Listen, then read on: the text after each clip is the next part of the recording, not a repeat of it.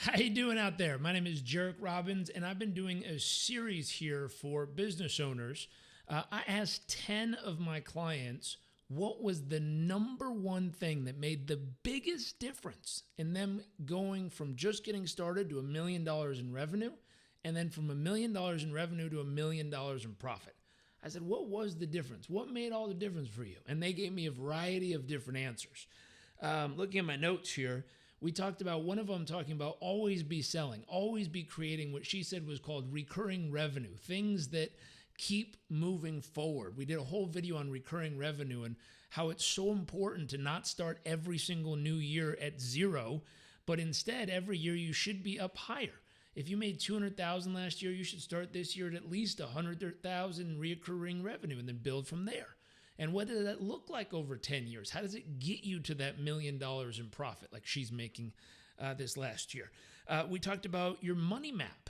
How do you figure out how much of what to sell at what price to ensure that you're really going to hit the numbers that you have on your vision board or you have on your goal sheet? We want to make sure that happens.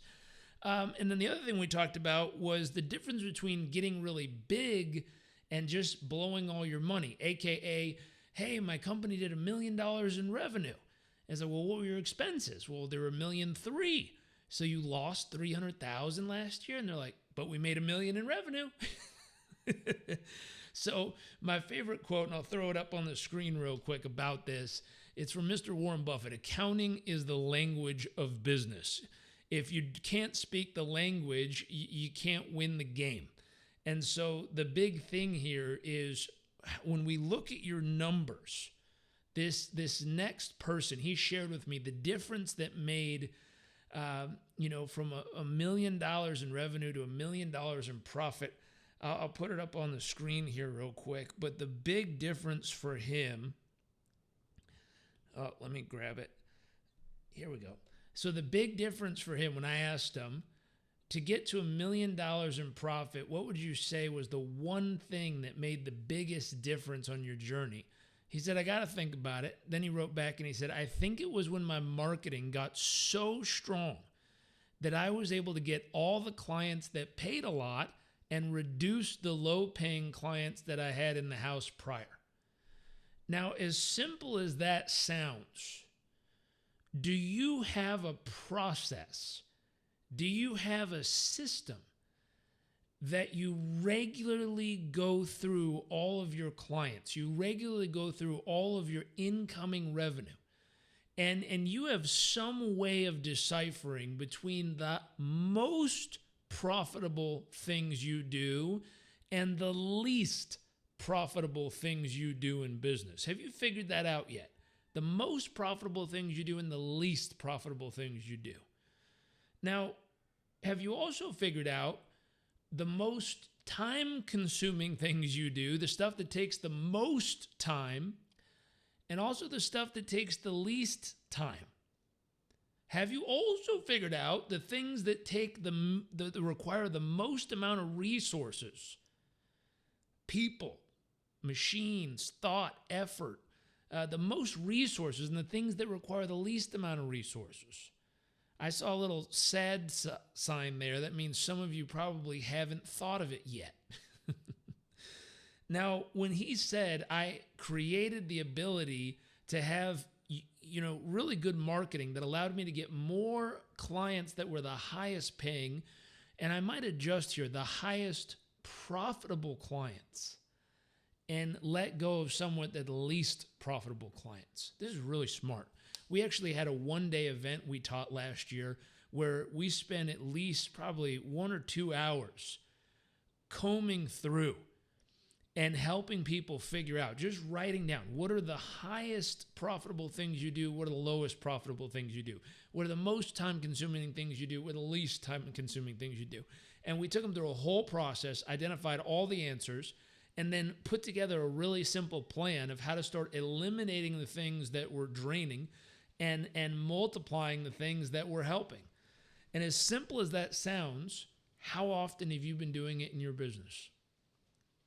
Who holds you accountable to sit down once a month, once a quarter, at least every 6 months, at least once a year, got to be insane not to do it at least once a year.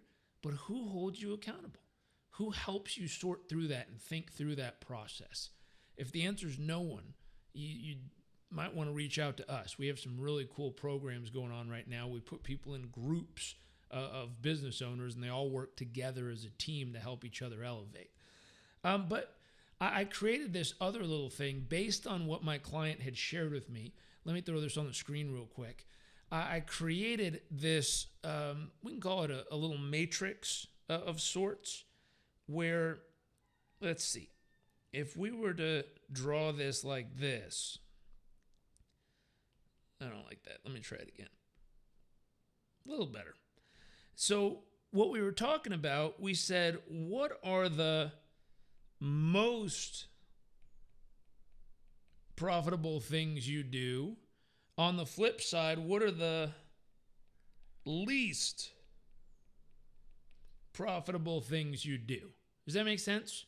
So just off the top of your head, in the comment section, if you're watching this live with me, what are the most profitable things you do in your business? And what are the least profitable things you do in your business? I'd love a couple examples on here while we're live. If you're watching this on one of the pages or an email that we sent out, there's a form right below this. If you need assistance in figuring this stuff out, fill out the form. We'll have a quick call, see how we can help. So what are the most profitable things you do? What are the least profitable things you do? The next, what are the things, do that take the, let's say very little, and we're going to use time, and the other one was resources. So it takes very little time and resources. And then on the other side, I'm sure you could guess, this is something that takes a lot of time or resources. So we'll just fill that in. Takes a lot of time / resources. So if you were to sit down and think of all the different parts of your business, and you were to think of the products you sell, the services you sell, all the clients you have, and the clients you're blessed to have, it's a blessing to have great clients. I don't believe in having customers. Customers are people you sell to once and then forget about them. Clients are people you care for. Clients are people you deeply care about, and you defend them. You take care of them. You do what's right for them. And you really, really make sure they're always getting taken care of at the highest level. So I choose to have clients. I had a client who tried to sign up for a really expensive service we have, and I said, hey, as much as I'd love you to do that, I can get you the same result in a different package for about half the price. Now, that's what's best for her, not what's best for me. And I said, but if you want to do that package, I'd be happy to accept twice the money and work on the same result with you. Totally up to you. So you got to take care of your clients. And when we look at this, going back to the discussion we were at, most profitable thing you do, least profitable thing you do, takes very little time or resources, takes a lot of time and resources. If you have something you're consistently focused on that takes a lot of time and resources and gives you the least amount of profit in your business, real quick in the comment section, what do you think we might want to do with this? And we're talking right here.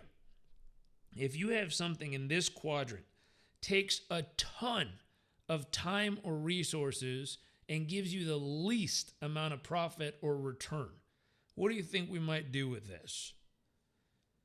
Well, it's kind of simple. These are the things we want to eliminate, right? We want to grab some red. We want, wrong one. Where's my highlighter? Oh, there we go. We want to eliminate these things. You do not want a business that takes a ton of your time, effort, and resources and gives you a tiny little profit in the end. You don't want that. If we go up a level, what if you have something that produces a ton of profit? So now we're going to be up here. You got something that produces a ton of profit, but my goodness, it takes a ton of time and a ton of resources. What do you need to do here? I'm very curious. What would you do if you had something that makes a ton of profit, but takes a ton of time and resources. This is really important. What you want to do here is upgrade specifically the team. Now, the reason it's taking a ton of your time or resources is because there's a lack of efficiencies of how well you've put together the current team that you have operating this. Because if it's taking a ton of your time and resources, you have not optimized your team. And so delegate, that's a good word for it, but if it's still taking a ton of time and resources and you have delegated it to your team, the problem you're facing is your team isn't very good. So how do you upgrade the skills of your team, or how do you upgrade the team members so that your team members produce better results quicker and more efficiently, to the tune of it starts taking less time and less resources to produce the result you're after? So we're going to upgrade the team in some way there. This next piece, what do we do in the bottom right if you have something that gives you a tiny little bit of profit, the least amount of profit, and also takes very little time or resources? So it's not giving you a ton of profit, but it also doesn't take a whole lot of time or resources. I'll give you an example. My wife and I have a website that she set up. She set up the website. She set up the creation of the product, the mailing of the product, the delivery of it, all of it. It's completely automated. Completely automated. Literally, she checks our bank account once a month and goes, oh, look, a bunch of money came in. That's all we know that happens in that business. So if you had a business that takes no time and no resources and literally just produces cash for you, what do you do with this business? This is our bottom right-hand corner. We're right here in the discussion. What do we do with this business? Produces money, doesn't take any time and resources, just doing its own thing. Now, remember I said it produces a little bit of profit. Here, what you want to do is adjust the profit levers. There's 9 profit levers you can push or pull. You want to go in there and you want to adjust these profit levers so that it becomes something that continues to take very little time or resources, but starts producing a lot of profit, which gets us up into this top right quadrant. And so we want to adjust the profit levers, adjust the handful of levers that'll cause it to produce even more profit without taking any more time or resources. We get it up in this top right corner. Now, let me ask, we get into this quadrant. We got the most profit and it takes very little time or resources. What do we do here? Hopefully you can guess. This one's easy. We're going to multiply it. We want to triple down our effort and energy up here, because this is something that takes the least amount of time, effort, or resources, and my goodness, produces a ton of profit. Ton of profit. Now, let me give you an example real quick.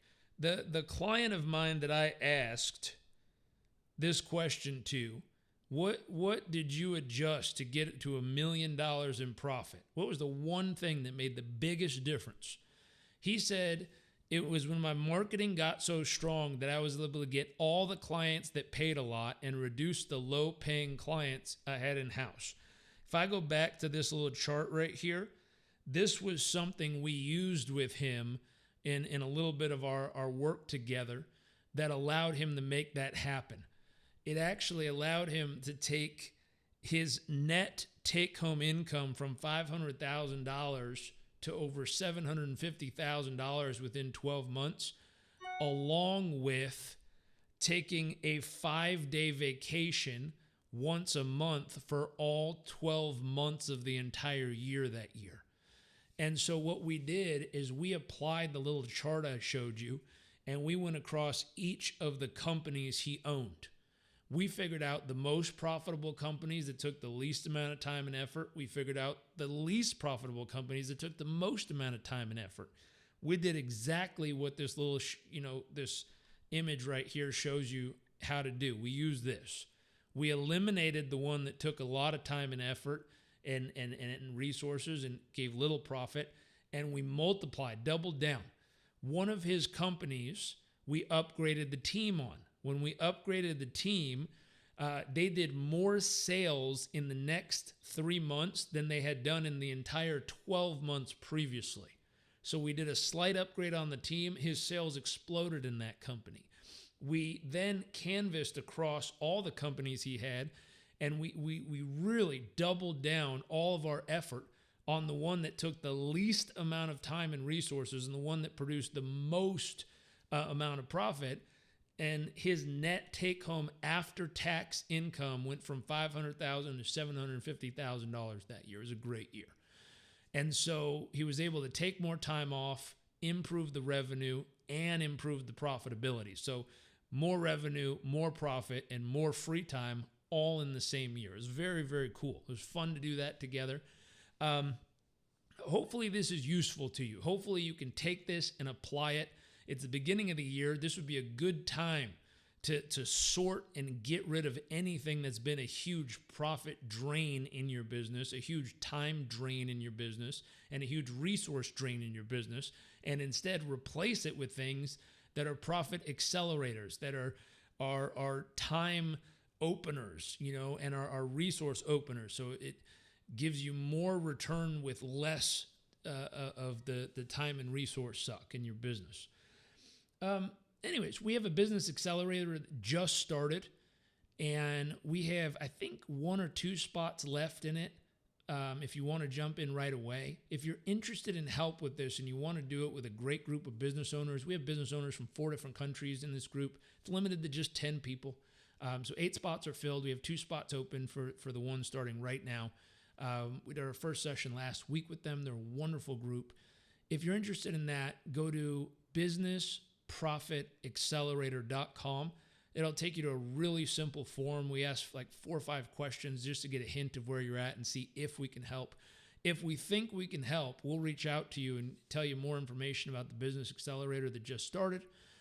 The other option is we have one starting in Q2. So January, February, March. It would be in April. We can start helping you then. So I don't know how urgent it is in what you're working on, but we'd love to help if you're in a position needing some help. So go to businessprofitaccelerator.com, fill out the quick form, just a few questions, and I look forward to chatting. Hopefully this is helpful. Share it with someone who needs to see this, and hopefully it'll help them increase the revenue, increase the profit, and create more free time in this 2021 year. So have a great day. Talk to y'all soon, and thank you for joining me here.